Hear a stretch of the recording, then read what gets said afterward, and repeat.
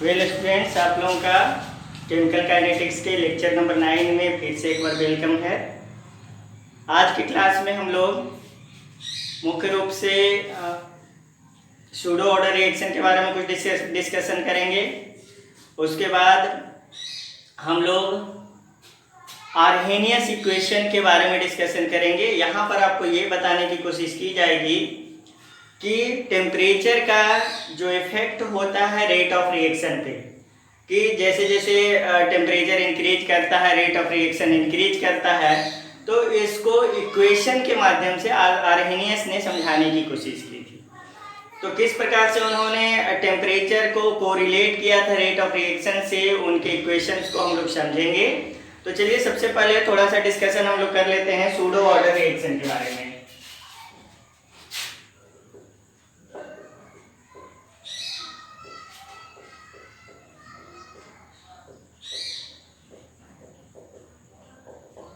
देखिए, pseudo order reaction के बारे में आप ऐसा समझिएगा कि यह जो रिएक्शन है इसको सूडो फर्स्ट ऑर्डर रिएक्शन भी जनरली कहा जाता है।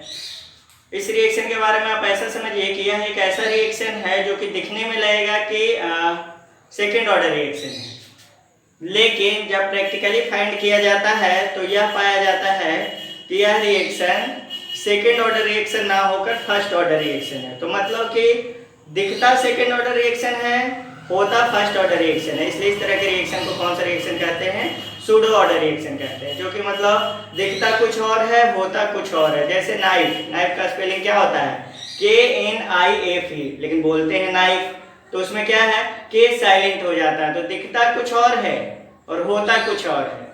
जिस प्रकार से नाइफ को आप लोग समझ सकते हैं, उसी प्रकार से सूडो ऑर्डर रिएक्शन को समझिए कि सूडो ऑर्डर रिएक्शन में दिखेगा कि सेकंड ऑर्डर रिएक्शन है, लेकिन होगा फर्स्ट ऑर्डर रिएक्शन। ऐसा क्यों होता है, इसके बारे में बात करते हैं। तो देखिए, एक एग्जांपल हम लिख रहे हैं, उसके बाद हम इसको डिफाइन करेंगे। एग्जांपल हमारे पास क्या है कि आप शुगर ले लीजिए C12H22O11, इसको हम सुक्रोज भी कहते हैं, और इसको वाटर में डालकर इसका क्या कराइए? हाइड्रोलाइसिस। अब देखिए, शुगर को आपने वाटर में डाला है, वाटर में डाल के उसका हाइड्रोलाइसिस करवा रहे हैं, तो यह जो शुगर है वह सुक्रोज वाटर में जाकर दो पार्ट में टूट जाता है। देखिए, C6H12O6 प्लस C6H12O6, एक होता है ग्लूकोज और दूसरा होता है फ्रुक्टोज। तो देखिए, आपने क्या किया है कि सुक्रोज का जब हाइड्रोलाइसिस कराया है वाटर में, तो सुक्रोज दो पार्ट में डिसोसिएट कर गया, ग्लूकोज और फ्रुक्टोज में। अब यहाँ ये मैटर नहीं है कि प्रोडक्ट हमारा क्या बन रहा है, प्रोडक्ट जो बन रहा है उसको बनने दीजिए। फिलहाल हम इसके रेट ऑफ रिएक्शन और ऑर्डर ऑफ रिएक्शन के बारे में बात करेंगे। तो देखिए, रेट लॉ क्या कहता है, आपको इसको समझिए। रेट लॉ यहाँ पर कहता है -dA/dt is equal to K into, पहले इसका कॉन्सेंट्रेशन C12H22O11 का concentration to the power 1 multiplied by H2O का कॉन्सेंट्रेशन पावर 1। और अगर यहां से हम लोग ध्यान दें ऑर्डर ऑफ रिएक्शन, तो ऑर्डर ऑफ रिएक्शन क्या हो जाएगा? स्टोइचोमेट्रिक कोएफिशिएंट का सम हो जाएगा। तो स्टोइचोमेट्रिक कोएफिशिएंट है 1 + 1 = 2, यानी कि ये ऑर्डर ऑफ रिएक्शन कैसा हो गया? Second order reaction. तो देखिए, कौन सा रिएक्शन हो गया भाई?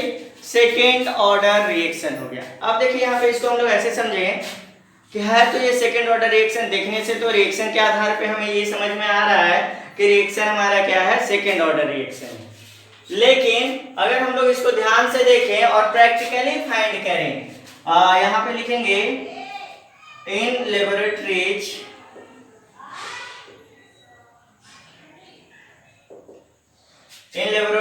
practically this reaction is first order reaction। अब देखिए, जब लेबोरेटरी में प्रैक्टिकली फाइंड किया गया कि यह रिएक्शन कौन सा रिएक्शन है, तो वहां पर यह पाया गया कि ये रिएक्शन कौन सा रिएक्शन है, फर्स्ट ऑर्डर रिएक्शन है।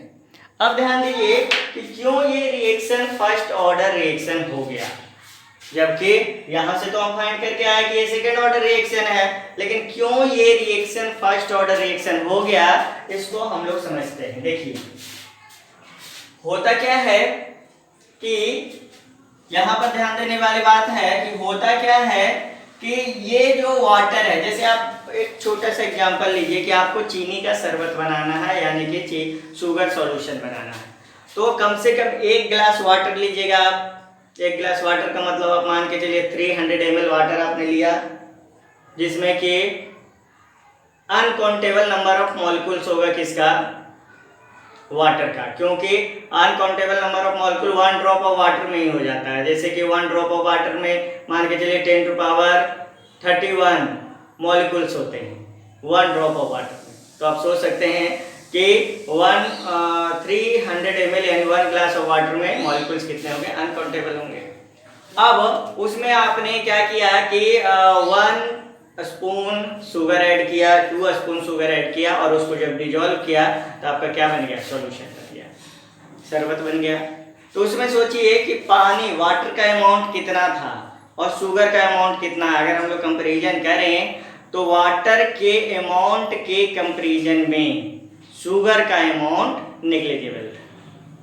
तो उसी तरह से ध्यान दीजिएगा कि वाटर जहां भी लेते हैं वहां पे इसको एक्सेस में लिया जाता है, और एक्सेस में लेने के कारण क्या है कि इसके कॉन्सेंट्रेशन पे बहुत ज्यादा अंतर नहीं होता है।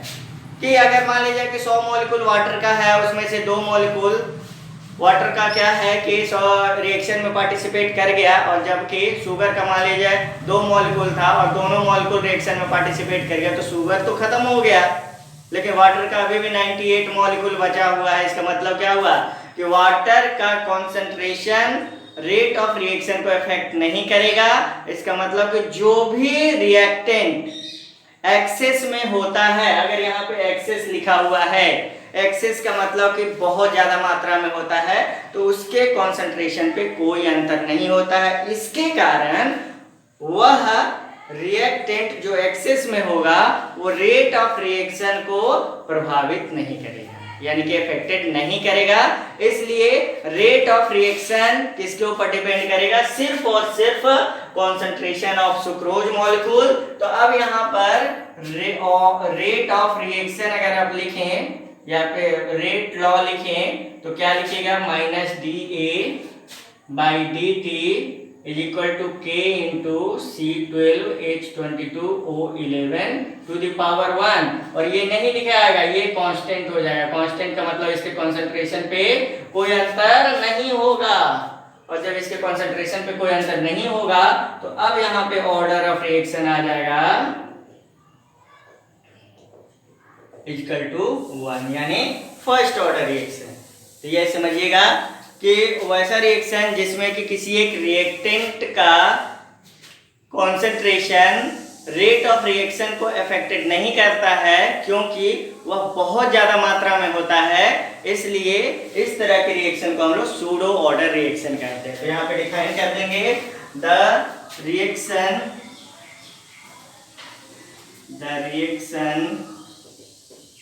in which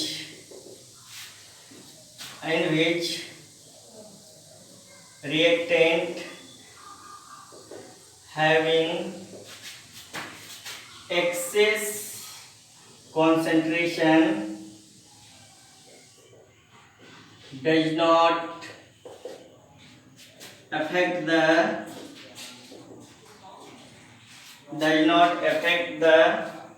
rate of reaction. So this is called pseudo order reaction। इसको pseudo order reaction कहेंगे, और में लिख दीजिएगा इसको कहेंगे pseudo first order reaction। इसी को सूडो फर्स्ट ऑर्डर रिएक्शन भी कह देंगे। तो ये हो गया आपका क्या, सूडो ऑर्डर रिएक्शन। अब चलिए सूडो ऑर्डर रिएक्शन के बाद हम लोग कुछ बातें कर लेंगे एक्टिवेशन एनर्जी के बारे में कि एक्टिवेशन एनर्जी क्या होता है।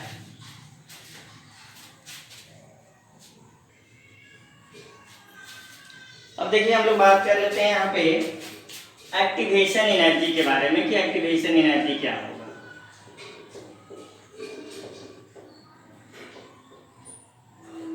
देखिए कोई भी रिएक्शन को परफॉर्म करने के लिए एक एनर्जी की आवश्यकता होती है, जिस एनर्जी के कारण क्या होता है कि रिएक्टेंट मॉलिक्यूल आपस में कोलाइड करके प्रोडक्ट का फॉर्मेशन करते हैं। अब देखिए होता क्या है कि एक छोटा सा एग्जांपल आप लोग ऐसा समझिए कि मान लिया जाए कि यहाँ पर एक माउंटेन है। कौन क्या है, माउंटेन। और माउंटेन को पार करके यहाँ पे मार्केट है, इस मार्केट तक जाना है। और यहाँ पे सपोज कीजिए कि इस माउंटेन को पार करके जाना है, यहाँ पे बहुत सारे क्या हैं कि ह्यूमंस हैं। अब देखिए इस मार्केट तक कौन पहुंचेगा, तो मार्केट तक वही पहुंचेगा जिसका एनर्जी इतना होगा कि वो इस माउंटेन के पीक तक चढ़ाई कर ले, मतलब कि माउंटेन के टॉप पे पहुंच जाए। क्योंकि जो भी माउंटेन के टॉप पे पहुंचेगा वो आसानी से नीचे उतर जाएगा, मार्केट पहुंच जाएगा। चढ़ना मुश्किल होता है, उतरना आसान होता है। चढ़ने के लिए एनर्जी का रिक्वायरमेंट होता है, उतरने के लिए एनर्जी ज़्यादा एनर्जी की रिक्वायरमेंट नहीं होती है। तो अब यहाँ पे ऐसा आप समझिए कि मान लिया जाए कि ये जो पर्सन है, 3 पर्सन मान लीजिए यहाँ पे है। इस 3 पर्सन में इस पर्सन के पास इतना एनर्जी है कि ये यहाँ तक पहुंच गया, तब आसानी से ये क्या करेगा, मार्केट चला जाएगा। जबकि इन 2 पर्सन के पास इतना एनर्जी नहीं है कि ये टॉप पे पहुंच पाए। तो जब ये दोनों इसके पीक पे टॉप पे माउंटेन के नहीं पहुंच पाएंगे तो क्या होगा, ये मार्केट नहीं पहुंच पाएंगे। इसका मतलब कि मिनिमम एनर्जी कितना चाहिए जिससे कि ये कहाँ पहुंच जाए, टॉप पे। तो सपोज कीजिए कि मान लीजिए मिनिमम एनर्जी 20 जूल की जरूरत है। ऐसे समझिए कि 20 जूल एनर्जी अगर इन तीनों के पास होगा तो ये कहाँ पहुंच जाएगा, टॉप पे। और जब टॉप पे पहुंच जाएगा तो यहाँ से ये आसानी से मार्केट पहुंच जाएगा। तो होता क्या है कि ये जो दोनों पर्सन हैं इनके पास एनर्जी 10 जूल का है, और इस बंदे के पास, ये जो पर्सन है इसके पास का एनर्जी मान लिया जाए कि कितना है, 20 जूल का है। तो 20 जूल एनर्जी होने की वजह से ये टॉप पे पहुंचेगा और टॉप पे पहुंच के नीचे मार्केट चला जाएगा। जबकि ये दोनों पर्सन का जो एनर्जी है वो 10 जूल ही एनर्जी है, जिसके कारण ये इस माउंटेन के टॉप पे नहीं पहुंच पा रहे हैं, जिसके कारण मार्केट नहीं जा पा रहे हैं। तो मिनिमम अमाउंट ऑफ एनर्जी कितना चाहिए इस मार्केट तक पहुंचने के लिए, 20 जूल एनर्जी चाहिए। तो अब यहाँ पे ध्यान दीजिएगा कि यहाँ पर टॉप पे पहुंचने के लिए मिनिमम अमाउंट ऑफ एनर्जी कितना चाहिए, 20 जूल एनर्जी चाहिए। तो देखिए इस एनर्जी को हम जेनरल एनर्जी मान लेते हैं कि ये सामान्य एनर्जी है जो सबके पास है। और इसके पास भी सपोज कीजिए कि 10 जूल का ही एनर्जी है, और इसको कहीं से 10 जूल का और एनर्जी मिल गया, तब ये क्या हो गया, 20 जूल हो गया और ये टॉप पे पहुंच गया। अब सोचिए कि ये जो 10 जूल एनर्जी है उसको क्या कहेंगे हम लोग, जनरल एनर्जी कहेंगे। और ये जो अलग से 10 जूल एनर्जी इसको मिला, जिसके कारण इसका 20 जूल एनर्जी हुआ, इस एनर्जी को हम लोग कहते हैं थ्रेशोल्ड एनर्जी। यानी कि आप ऐसे समझिए कि ऐसा देखिए हम बताते हैं, 10 जूल एनर्जी इसको मिला तो कितना हो गया, 20 जूल एनर्जी। अब ये 20 जूल एनर्जी लेकर ये टॉप पे पहुंच रहा है, तो ये जो 20 जूल एनर्जी बना, इस 20 जूल एनर्जी को हम लोग कहते हैं थ्रेशोल्ड एनर्जी। ये क्या हो गया भाई, थ्रेशोल्ड एनर्जी। तो थ्रेशोल्ड एनर्जी उस एनर्जी को कहते हैं जिस एनर्जी के कारण ये पर्सन इसके टॉप पे पहुंच गया, और जब टॉप पे पहुंच गया तो प्रोडक्ट में यानी कि मार्केट पहुंच जाएगा। तो मतलब किसी भी स्थिति में आप ऐसा समझिए कि इन पर्सन का वह एनर्जी जिस एनर्जी के कारण ये किसमें टॉप पे पहुंच जाए, उस एनर्जी को हम लोग थ्रेशोल्ड कहेंगे, एनर्जी कहेंगे। अब इसमें बात आती है कि ये जो 10 जूल एनर्जी है, इस 10 जूल एनर्जी को हम लोग एक्टिवेशन एनर्जी कहेंगे। भाई ये एक्टिवेशन एनर्जी क्या हो गया, कैसे समझें? तो देखिए, जनरल एनर्जी में जुड़ने वाला वह एनर्जी जिसके कारण ये पर्सन स्टॉप पे पहुंच जाता है, उस एनर्जी को एक्टिवेशन एनर्जी कहते हैं। मतलब कि मान लीजिए, देखिए इसके पास अभी 10 जूल का एनर्जी है और यहाँ पहुंचना है, और अगर इसको 10 जूल एनर्जी और हम दे दें तो ये यहाँ पहुंच जाएगा। तो ये जो 10 जूल एनर्जी अलग से इस पर्सन को दिया गया, यही एनर्जी क्या कहलाएगा, एक्टिवेशन एनर्जी कहलाएगा। मतलब वह एनर्जी जो किसी भी जनरल एनर्जी वाले पर्सन को दिया जाए तो वह कहाँ पहुंच जाए, माउंटेन के टॉप पे पहुंच जाए, तो वो क्या कहलाएगा, एक्टिवेशन एनर्जी कहलाएगा। जैसे एक और एग्जांपल आप समझिए कि मान लिया जाए कि आपको लकड़ी में आग लगानी है। अब आप लकड़ी में आग लगाना चाहते हैं और आपके पास माचिस है, और माचिस जला रहे हैं, माचिस की तिल्ली, और आग लगा रहे हैं लकड़ी में। लकड़ी जल नहीं रहा है, क्यों? क्योंकि उसका इग्निशन टेम्परेचर ज़्यादा है, जो कि माचिस की तिल्ली से पूरा नहीं हो पा रहा। तब तो लकड़ी जलेगा नहीं। अब क्या उपाय है? तब क्या करते हैं हम लोग कि लकड़ी के ऊपर थोड़ा सा पेट्रोल डाल देते हैं। अब देखिए, लकड़ी के ऊपर जब पेट्रोल हमने डाला, अब माचिस की तिल्ली जला कर ले गए उसके पास, तो सबसे पहले पेट्रोल ने आग पकड़ा, फायर पकड़ा, यानी पेट्रोल जलने लगा। और पेट्रोल जलने के बाद जो हीट जनरेट हुआ, वह हीट लकड़ी के इग्निशन टेम्परेचर के आसपास पहुंच गया, जिसके कारण अब क्या होता है, लकड़ी भी जलने लगता है। तो अब ध्यान से समझिए, लकड़ी का जो इग्निशन टेम्परेचर है वो जनरल एनर्जी मान लीजिए, और पेट्रोल देने के बाद पेट्रोल के द्वारा जो एनर्जी, पेट्रोल के जलने पर जो एनर्जी जनरेट हुआ, उस एनर्जी को आप एक्टिवेशन एनर्जी मान लीजिए।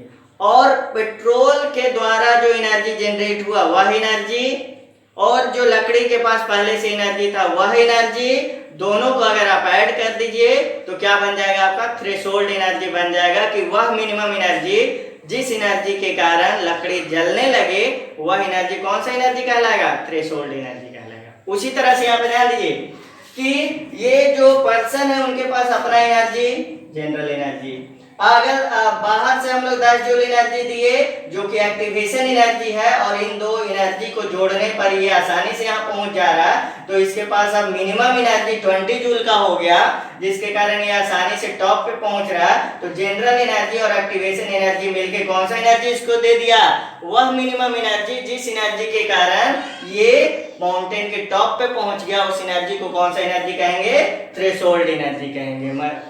अब इसको देखिए, आपको हम इसी को कॉन्सेप्ट को अब हम आपको क्या कहेंगे, एक रिएक्शन में लेकर चलेंगे। जैसे देखिए, मान लिया जाए यहाँ पे रिएक्टेंट है A प्लस B। अब ये रिएक्टेंट जब तक यहाँ पर नहीं पहुंचेंगे तब तक ये यहाँ प्रोडक्ट नहीं बना पाएंगे। प्रोडक्ट बनेगा कौन सा, AB। तो A प्लस B रिएक्टेंट को बनना क्या है, प्रोडक्ट में बदलना है। और प्रोडक्ट में तभी बदलेगा जब ये इसको पार कर जाएगा, और इसको कहते हैं, यहाँ पर देखिए A और इन दोनों के बीच में एक बॉन्ड बनेगा B, और इसको कहते हैं ट्रांजिशन स्टेट। और देखिए, ट्रांजिशन स्टेट क्या है कि रिएक्टेंट का वह स्टेट जिस स्टेट के बाद अगर उस स्टेट को अचीव कर लिया जाए, तो उस ट्रांजिशन स्टेट को अचीव करने के बाद ये आसानी से एनर्जी रिलीज करके प्रोडक्ट में बदल जाए, उस स्टेट को हम लोग ट्रांजिशन स्टेट कहते हैं, या इसी को इंटरमीडिएट या एक्टिवेटेड कॉम्प्लेक्स कहते हैं। इसी को इंटरमीडिएट एक्टिवेटेड कॉम्प्लेक्स कहेंगे। तो इसको क्या कह दिए, इंटरमीडिएट एक्टिवेटेड कॉम्प्लेक्स कह दिए। इसका मतलब क्या हो गया कि जब तक A प्लस बी आपस में जुड़कर बॉन्ड का फॉर्मेशन नहीं करेंगे, यानी एक दोनों साथ में नहीं आएंगे, तब तक ये क्या करेगा, प्रोडक्ट में नहीं बदलेगा। तो इस A प्लस बी रिएक्टेंट को इंटरमीडिएट एक्टिवेटेड कॉम्प्लेक्स में बदलने के लिए जितना अमाउंट ऑफ एनर्जी की जरूरत होगी, उस एनर्जी को इसका एक्टिवेशन एनर्जी कहेंगे। मतलब कि किसी भी रिएक्टेंट को एक्टिवेटेड इंटरमीडिएट कॉम्प्लेक्स या फिर ट्रांजिशन स्टेट में पहुंचने के लिए जिस मिनिमम एनर्जी का रिक्वायरमेंट होता है, उस मिनिमम एनर्जी को हम लोग एक्टिवेशन एनर्जी कहते हैं। तो थ्रेशोल्ड एनर्जी क्या हो जाएगा भाई, तो रिएक्टेंट का अपना एनर्जी और उसको दिया गया एक्सटर्नल एक्टिवेटेड एनर्जी या फिर एक्टिवेशन एनर्जी, दोनों के सम को हम लोग क्या कहेंगे, थ्रेशोल्ड एनर्जी कहेंगे। और या फिर हम लोग एक्टिवेशन एनर्जी को ऐसे कह सकते हैं कि जनरल एनर्जी, यानी कि थ्रेशोल्ड एनर्जी में से अगर जनरल एनर्जी को घटा दिया जाए तो जो एनर्जी बचेगा वही कौन सा एनर्जी कहलाएगा, एक्टिवेशन एनर्जी कहलाएगा। अब आपको समझ में आ गया होगा। तो चलिए यहाँ पे हम लोग इसके बारे में आगे बात करते हैं।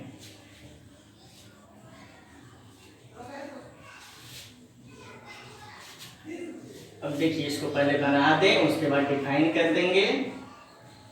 पहले एक ग्राफ ड्रॉ कर लिया जाए। यहाँ पे कंसंट्रेशन है, यहाँ पे टाइम है, और यहाँ पे मान लिया जाए आपके पास A प्लस बी के रूप में क्या है, यहाँ के ऊपर लिखिए A प्लस बी के रूप में क्या है, रिएक्टेंट है,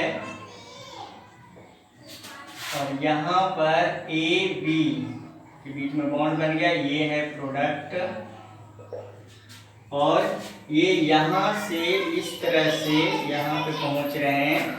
इसको कहेंगे A और B के बीच में स्लाइटली बॉन्ड का फॉर्मेशन होगा, और इसको इंटरमीडिएट एक्टिवेटेड कॉम्प्लेक्स कहेंगे, और इसी को ट्रांजिशन स्टेट भी कहते हैं।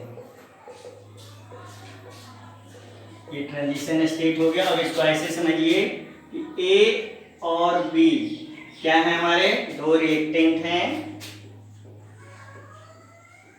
ये रिएक्टेंट क्या कर रहे हैं कि ऐसा समझिए कि AA और BB, ऐसे समझ लीजिए A प्लस B, यानी कि A2 B2 है, और यहाँ पे 2AB मान लीजिए, और यहाँ पे ऐसे मान लीजिए। तो ये दोनों क्या है, आपके रिएक्टेंट हैं। ये यहाँ पर जब आपस में रिएक्ट करेंगे तो रिएक्ट करने के बाद इनका आपस का बॉन्ड क्या होगा, ब्रेक करेगा। जैसे देखिए A यहाँ पर इस तरह से A के साथ जुड़ेंगे, और B यहाँ पे इस तरह से B के साथ जुड़ेंगे, और यहाँ पे देखिए इन दोनों का बॉन्ड ब्रेक होगा स्लोली। यहाँ पे बॉन्ड ब्रेक लिखते हैं, और यहाँ पे भी बॉन्ड ब्रेक लिखिए। इन दोनों का अब क्या है, अपना बॉन्ड टूटेगा, और अपना बॉन्ड टूटने के साथ क्या होगा, इन दोनों का अपना नया बॉन्ड बनने लगेगा, और ये बॉन्ड फॉर्मेशन लिख दीजिए, बॉन्ड फॉर्मेशन। और इसी कंडीशंस को हम लोग कहते हैं इंटरमीडिएट एक्टिवेटेड कॉम्प्लेक्स, या फिर इसको कहेंगे ट्रांजिशन स्टेट। तो इसी को एक्टिवेटेड इंटरमीडिएट कॉम्प्लेक्स कह सकते हैं, या फिर इसी को क्या कह सकते हैं, ट्रांजिशन स्टेट कह सकते हैं। और अब ये क्या है, जो आपस में अब क्या होगा कि A B के बीच में एक बॉन्ड, और A B, ऐसे देखिए A B के बीच एक बॉन्ड बन गया, और A B के बीच एक बॉन्ड बन गया, और ये आपका क्या बन गया, प्रोडक्ट बन गया। तो यहाँ पे इसको बना दीजिए, ऐसे प्रोडक्ट हम बना देते हैं। यहाँ पे A B और ए बी प्रोडक्ट बन गया। और ट्रांजिशन स्टेट यहाँ पे ऐसे बना दीजिए, ए के बीच में, बी के बीच में, और यहाँ पर ये हो गया क्या इसका बॉन्ड फॉर्मेशन। और ये ध्यान दीजिए कि ये जो एनर्जी है, इस एनर्जी को अब हम लोग क्या कहेंगे, एक्टिवेशन एनर्जी, जिसको कि E से डिनोट किया जाएगा। तो ये क्या हो गया इसका एक्टिवेशन एनर्जी हो गया। चलिए अब देखिए डिफाइन करते हैं हम लोग इसको कैसे। सबसे पहले एक्टिवेशन एनर्जी को डिफाइन करते हैं, लिखते हैं the minimum amount of energy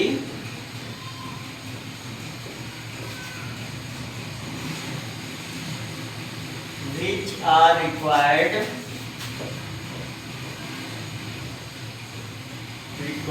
for the formation of activated complex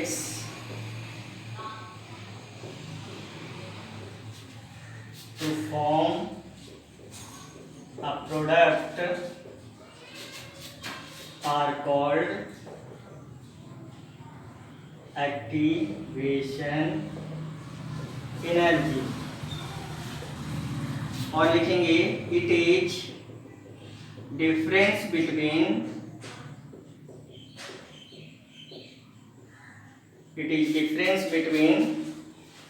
इसके बारे में बात करेंगे। तो threshold energy and general energy of reactant, और यहाँ पे लिख दीजिए एक्टिवेशन एनर्जी,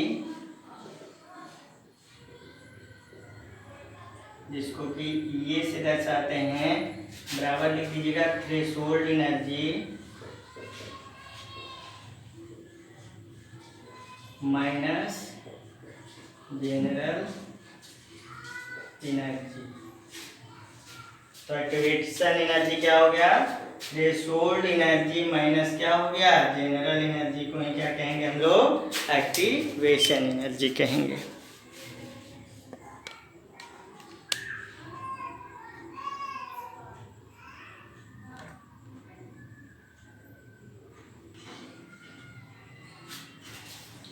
अब देखिए हम आपको यहाँ पे बताते हैं क्या, सबसे पहले यहाँ पे जनरल एनर्जी के बारे में बात करते हैं। General energy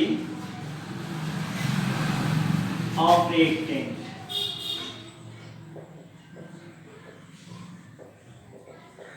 general energy of reactant के बारे में बात करते हैं। यहाँ पे लिख दीजिएगा the minimum energy which possessed by reactant are called, क्या कहेंगे, are called general energy of reactant। मतलब क्या करेंगे कि किसी भी, जैसे रिएक्टेंट है ये दोनों, तो इसके पास कुछ ना कुछ तो एनर्जी होगा, चाहे वो पोटेंशियल एनर्जी के रूप में हो, और चाहे अगर मूव कर रहा हो तो काइनेटिक एनर्जी के रूप में हो, तो कुछ ना कुछ इसके पास अपना एनर्जी होगा, और उस अपने एनर्जी को इसका क्या कहेंगे, जनरल एनर्जी। अब जनरल एनर्जी के बाद हम डिफाइन करेंगे यहाँ पे थ्रेशोल्ड एनर्जी को।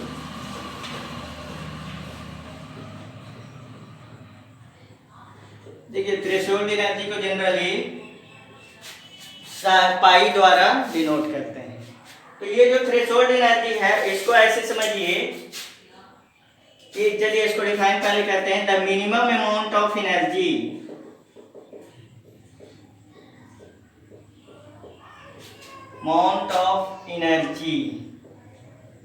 Of reactant to form product या to form the minimum amount of energy of reactant to form intermediate activated complex which by the releasing of energy convert into product are called threshold energy.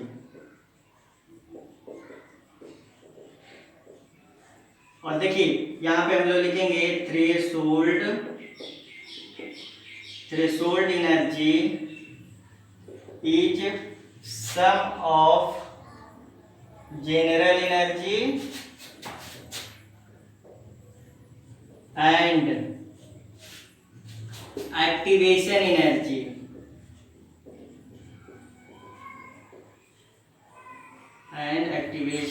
Energy of reactant. तो क्या लिख सकते हैं यहाँ पे threshold energy के बारे में? Threshold energy is equal to activation energy